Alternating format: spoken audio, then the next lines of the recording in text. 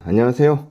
자, 요번 시간에 지난 시간에 이어가지고 옵션 파트 이제 2 했잖아요. 이제 선물하고 수합 들어갈게요. 요게 교재 페이지로는 288페이지예요. 여기 밑에 맥 보시면, 그쵸? 우리가 보시면 이제 출력하기 전에 인쇄용이라고 되어 있잖아요. 인쇄용이라는 게 일반적으로 책을 만든 다음에요. 인쇄소 보낼 때 그 파일이라고 보시면 돼요. 그래서 교재 페이지랑 같이 이렇게 있어요. 그래서 별도로 뭐 PPT에서 따 올려다가 아예 그냥 교재를 그냥 통째로 얘기하려고 그래요. 자, 선물하고 수합 얘기를 해볼게요. 물론 이게 입문 강의고 계속 이제 기초 강의이기 때문에요. 선물하고 수합의 그냥 개념 정도만 아시면 좋을 것 같아요. 여러분들이 더 자세히 이제 배우시고 싶으시면 이건 좀 이것보다 더 레벨업 시켜가지고 공부하시면 될 것 같아요.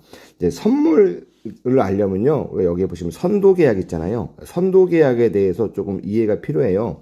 선도 계약이라는 거는 이제 서로 약속을 얘기하는 건데요.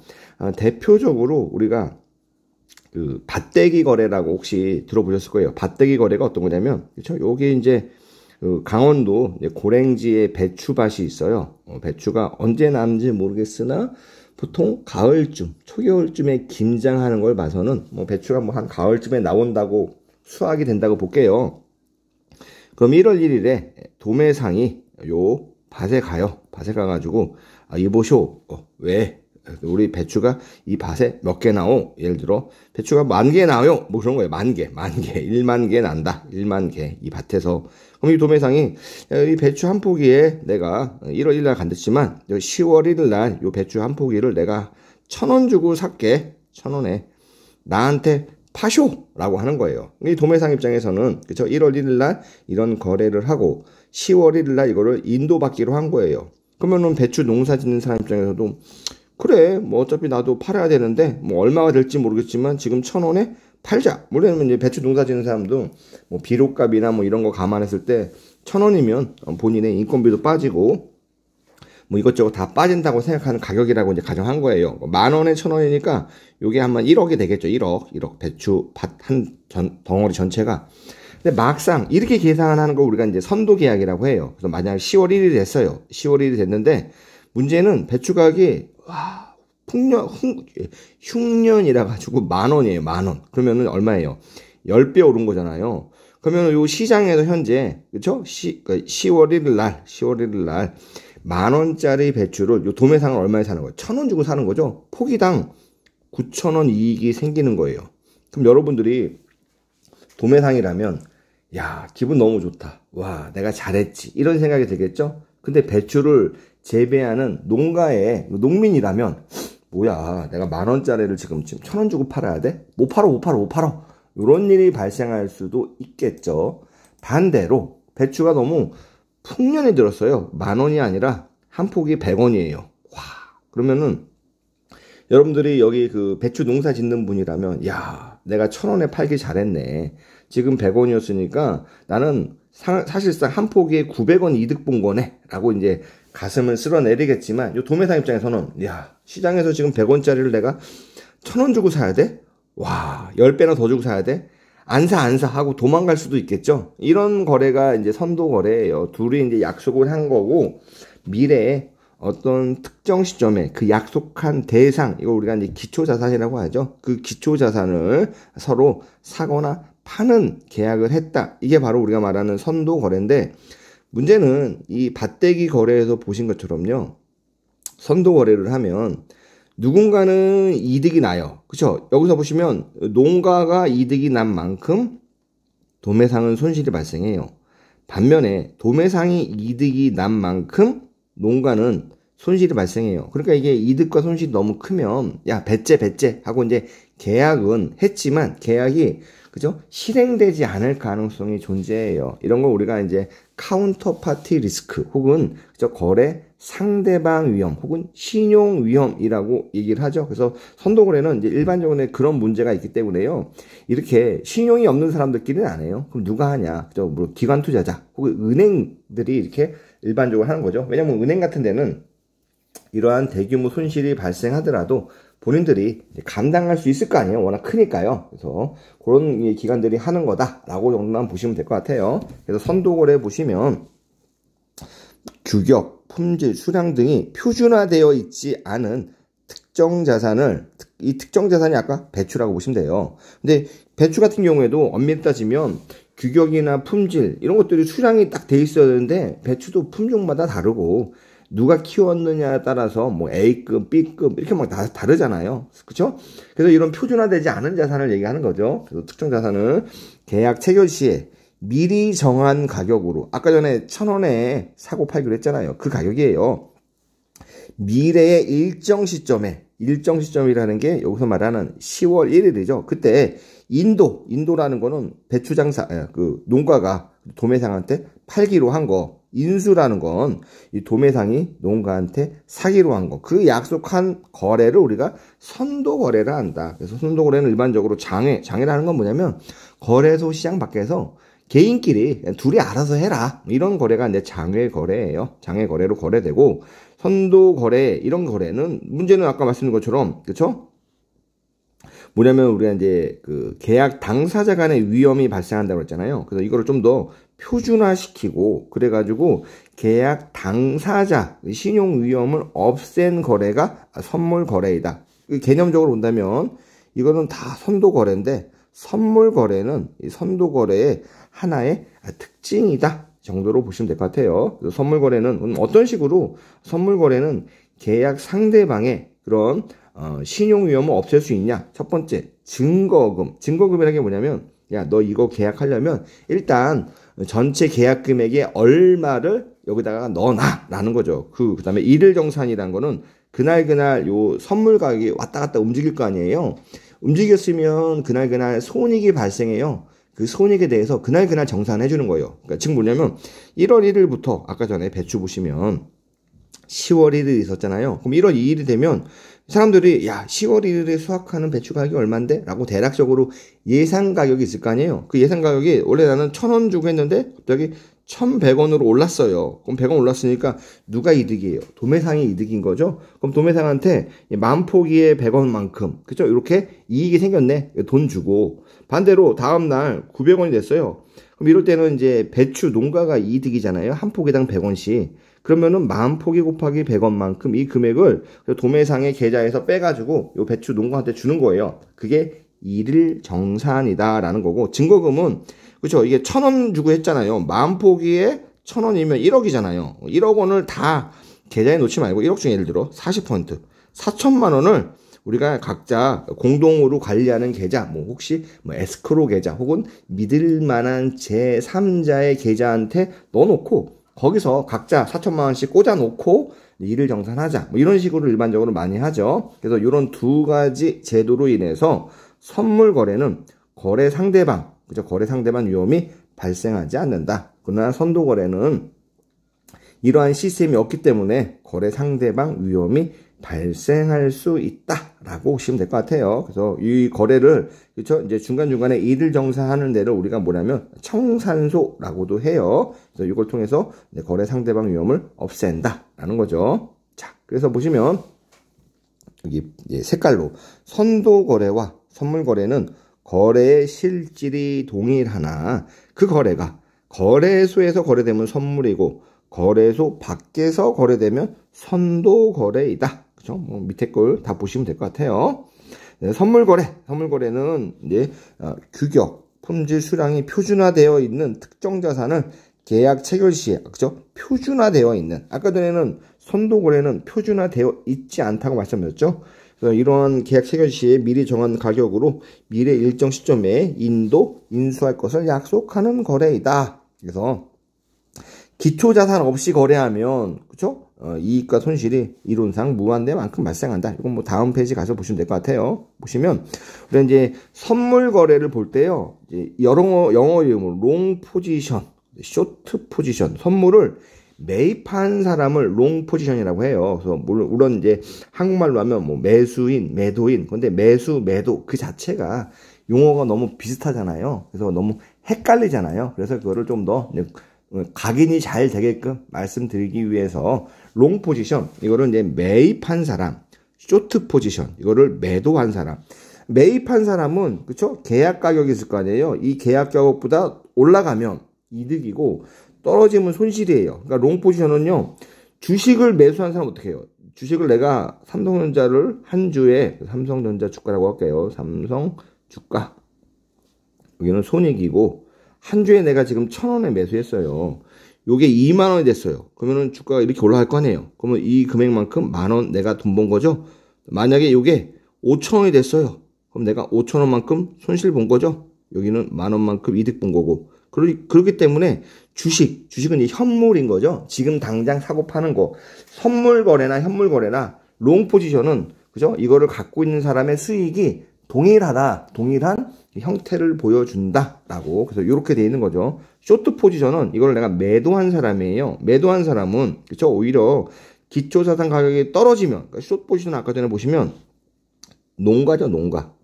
그쵸? 우리가 배추를 1,000원이라고 했는데, 그쵸? 요 매도한 사람은 1,000원이라고 했는데, 1,000원보다 가격이 더 떨어졌어요. 그럼 900원이잖아요. 그러면은 농가는, 그쵸? 내가 1,000원에 팔기로 했는데, 실제 시장 가격이 900원이네. 100원 이득이 되네. 그러니까 이런 쇼트 포지션은 자산이 가격이 오를수록 손실이고, 그죠? 떨어질수록 이득인 거죠. 그러니까 얘의 이득 구간과 얘의 손실 구간 합치면 똔똔 0이 된다. 그래서 이런 걸 우리가 제로섬 게임이라고 해요. 그래서 용어를 보시면 롱 포지션은 선물을 매입한 사람, 쇼트 포지션은 선물을 매도한 사람이다. 이렇게 이제 이해하시면 될 것 같아요. 그래서 보시면 만약에 미래 어떤 자산을 구입하기로 했으나 해당 자산의 가격 상승 위험을 느끼는 투자자는 선물을 매도하여 해당 자산의 미래 가격 상승 위험을 해지할 수 있다. 이게 어떤 뜻이냐면요. 좀 크게 볼게요. 예를 들어 내가 지금 3개월 후에, 그쵸? 뭘 사기로 했어요. 그럼 결과적으로는 그 가격이 올라가면 나는, 그쵸? 그러니까 사기로 한 거니까, 그쵸? 내가 이제 받기로 한 거예요. 내가 받기로 한 거니까 내가 무언가를 얻는 거잖아요. 그쵸? 얻으니까 그거를 3개월 후에 내가 이걸 얻기로 했어요. 얻기로 했는데 그 가격이 올라가면 이렇게 내가 그 3개월 후에 얻는 거, 이거를 일반적으로 우리가 롱 포지션인 거예요. 내가 현물 자체가 롱 포지션이니까 이거에 대해서는 해지를 하기 위해서 이 기초 자산을 쇼트 포지션 하면, 그쵸? 이게 정확하게 둘이 상쇄돼 가지고 손익이 0이 된다. 뭐 예를 들어 이런 거예요. 미국에 1억 달러 물건을 수출하고 대금을 2달 후에 받기로 했어요. 일단은 수출했고 2달 후에 받으니까 나는 지금 환율을, 그쵸? 미국 달러를 받아야 돼요. 근데 환율이 하락하면 내가 원화로 받을 수 있는 금액이 줄어들니까 손실이잖아요. 그러니까 이런 사람은 벌써, 그쵸? 현물에서 요 롱 포지션인 거죠. 롱 포지션, 롱. 그러니까 이런 현물에서 롱 포지션이 이런 기초 자산의 가격, 환율이라고 쓴다면 환율의 가격 위험을 해지하기 위해서는 똑같은 기초 자산으로 쇼트 포지션 하면 얘가 플러스가 날 때 얘는 마이너스잖아요. 둘이 합치면 0이잖아요. 이런 식으로 수익을, 그죠? 일정하게 가져갈 수 있다. 뭐 이런 얘기입니다. 그래서 이걸 해지라고 한다. 해지라는 건 보통 내가 갖고 있는 현재의 현물 포지션을요, 선물로 반대 거래하는 포지션을 우리가 해지라고 하죠. 그래서 이제 선물 거래 같은 경우에 뭐 여러 가지 기능이 있다. 그래서 선물이 있으면 가격에 대한 예시. 왜냐면 선물 가격이라는 거는 사람들이 미래에 얘가 얼마에 거래될지를 서로 예상하는 가격이잖아요. 그러니까 미래 가격에 대한 그 정보, 예상한 것들이 그 선물 가격에 반영이 되어 있는 거죠. 위험 이전은 뭐예요? 내가 해지를 하고 싶어. 선물 거래에 우리가 보시면 여기 해저, 투기자, 뭐 차익 거래하는데 중요한 사람이 해저예요.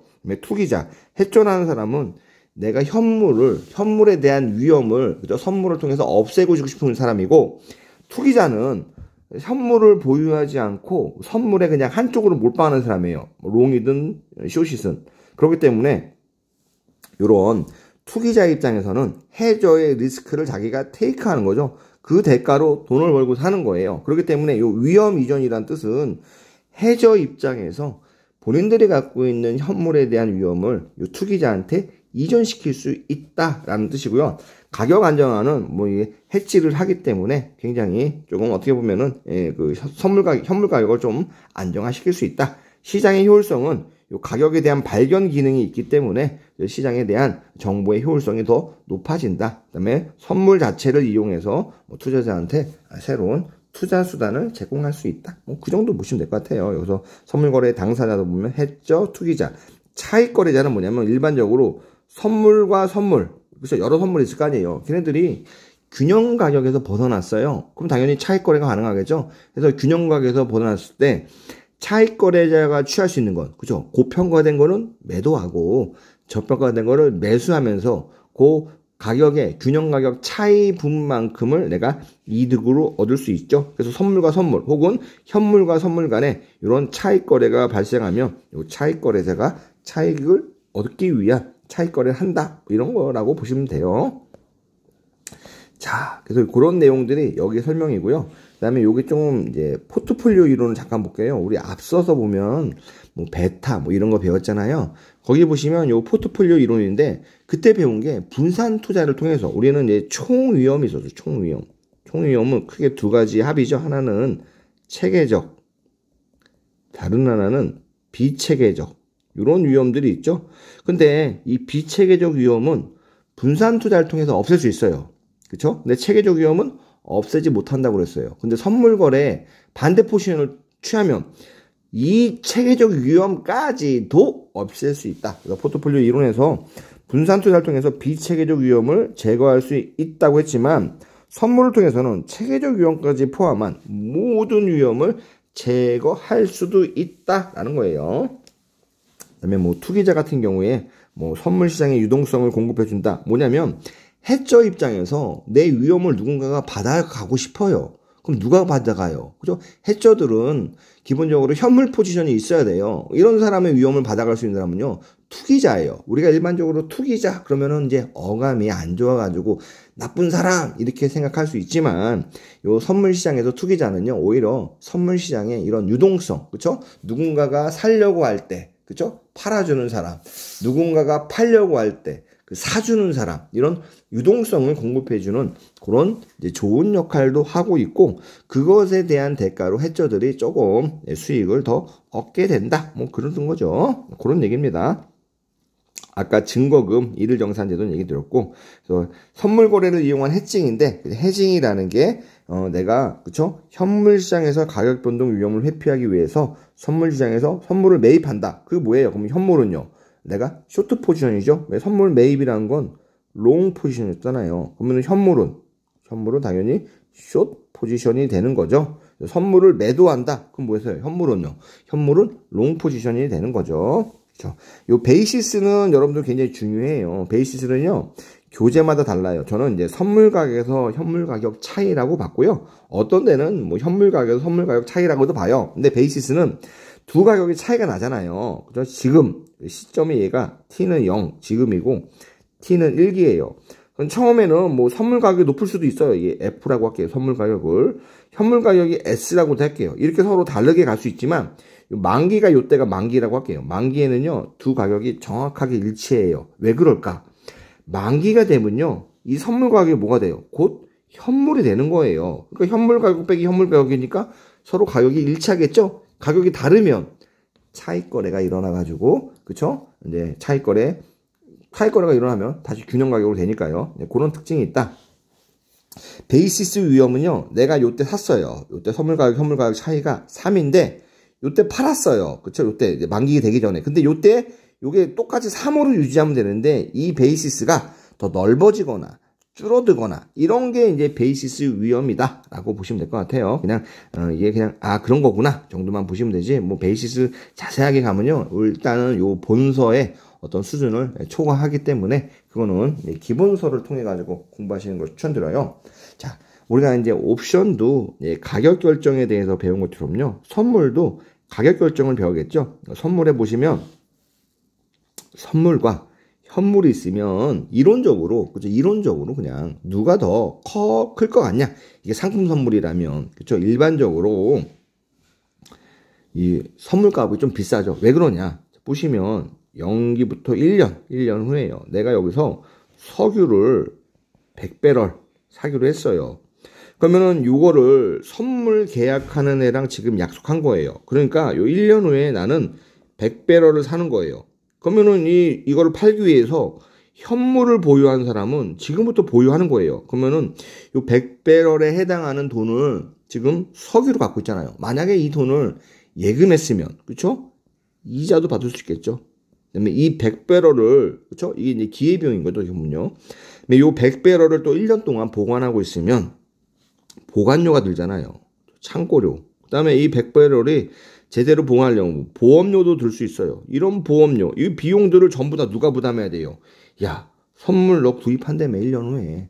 네가 산다며. 그럼 네가 부담해야지. 그렇기 때문에 일반적으로 우리가 봤을 때 요 선물 가격이 현물 가격보다 조금 비싸다라고 봐요. 그래서 요 공식으로 하는데 이 공식이 좀 복잡하잖아요. 가장 단순한 공식은 이거예요. F는 선물 가격이고 S는 현물 가격이에요. 1 플러스 R 무위험이자율이고 T는 기간이에요. 그러니까 예를 들어 요 무위험이자율이 연환산이다. 그러면 요 T도 연환산이고, 그쵸? 만약에 무위험이자율이 1일이다.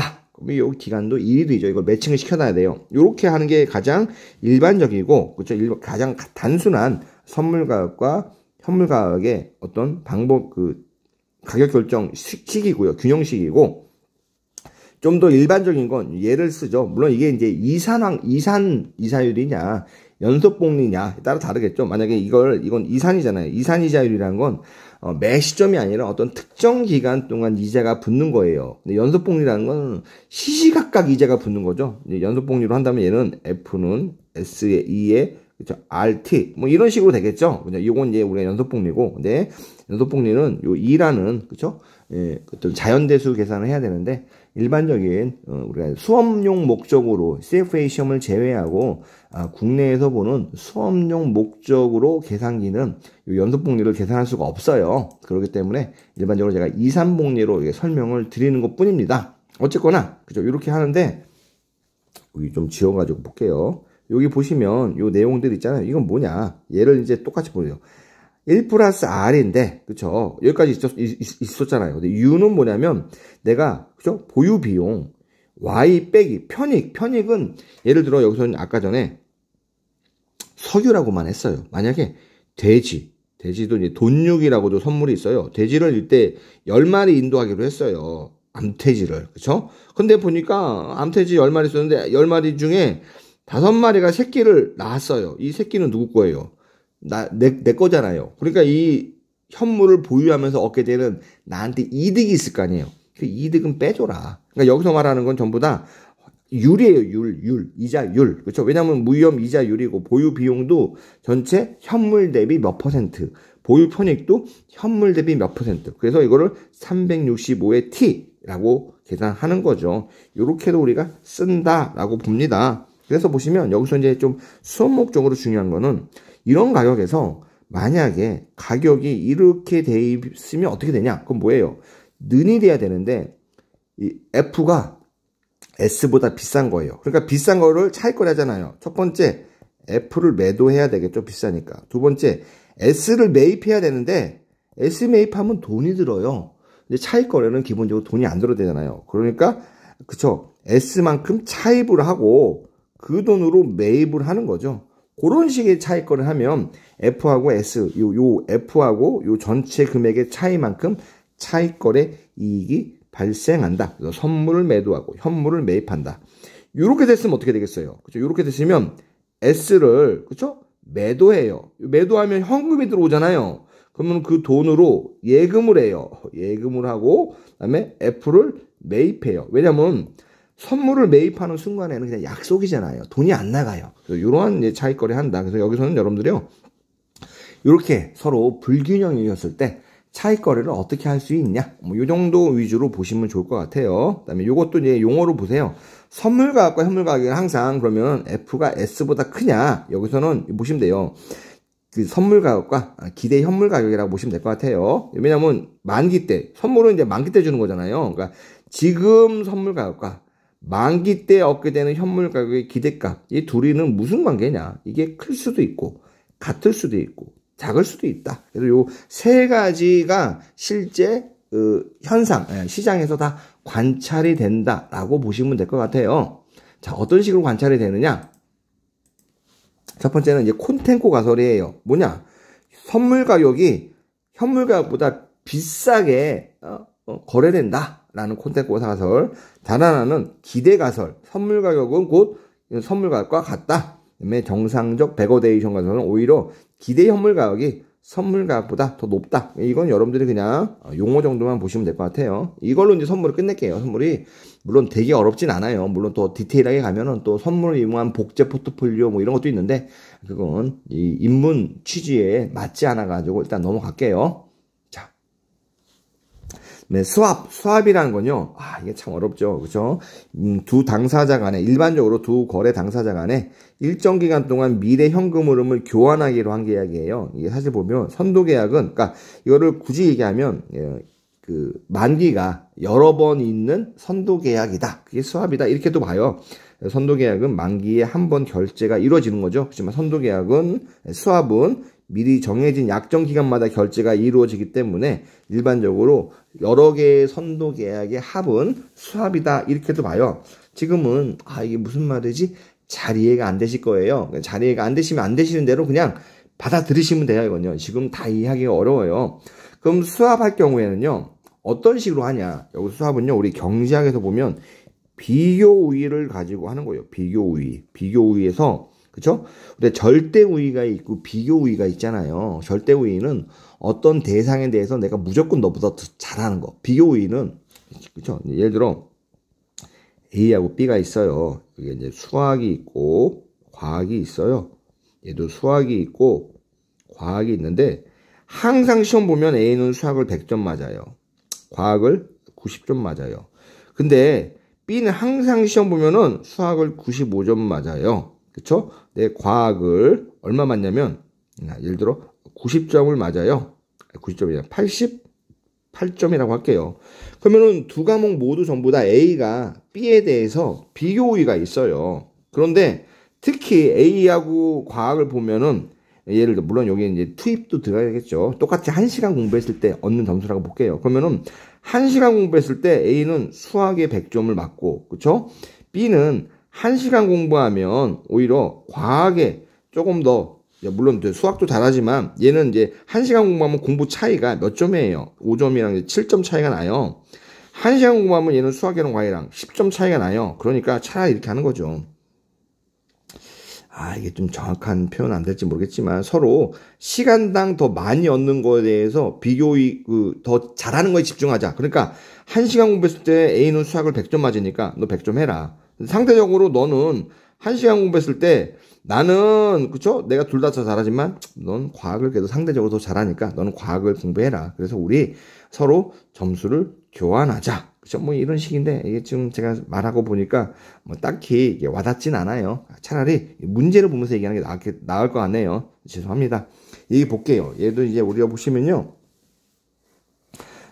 기출문제는 아니네요. 보시면 한국기업과 미래기업이 있어요. 그래서 한국기업은 아래 표로 금리를 차입할 수 있어요. 미래기업도 아래 표로 금리를 차입할 수 있는데 요것만 볼게요. 한국기업은 고정금리로 차입하면 4%를 내야 돼요. 변동금리로 차입하면 CD 더하기 1%예요. 근데 얘는 문제가 변동금리로 차입을 하고 싶어 하는 거예요. 그러니까 얘가 그냥 변동금리로 차입하면 CD 더하기 1%라는 금리를 내겠죠? 미래기업은 상대적으로 고정금리를 차입하면 5%예요. 근데 변동금리를 차입하면 1.2%예요. 근데 얘는 고정금리로 차입하고 싶어요. 만약에 한국기업과 미래기업이 둘 다 자기가 그냥 원하는 대로 그냥 차입하는 거예요. 각자. 그러면은 얘는 한국기업은 CD 플러스 1%, 미래기업은 고정금리니까 5%예요. 두 개를 다 더하면 두 개의 토탈 합치 CD 더하기 6%의 금리가 돼요. 근데 가만 보니까 미래기업이 너는 나보다 그죠? 그러면 여기 차이가 얼마가 돼요? 그죠? 여기 차이가 보면 여기 차이를 보는 게 아니라 좀 지우고 그죠? 보시면 이거 왜 이렇게 안 지워지지?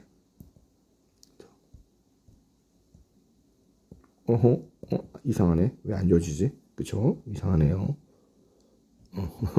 자, 지워져야 되는데 뭘 잘못 눌렀나? 아이고, 자, 제 생각에 뭘 잘못 누른 것 같아요. 안 지워져요. 전체 스트로크 지우기로 했는데 벌써 이게 이상하네. 어쨌거나 계속 할게요. 그래도요.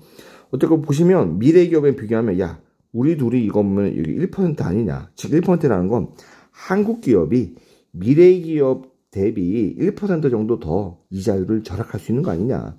변동금리를 보자. 그래도 미래기업이 0.2% 더 절약할 수 있는 거 아니냐. 그치만 즉 한국기업이 미래기업과 비교해서 변동금리든 고정금리든 둘 다 그 비교 우위가 있는 거 아니냐.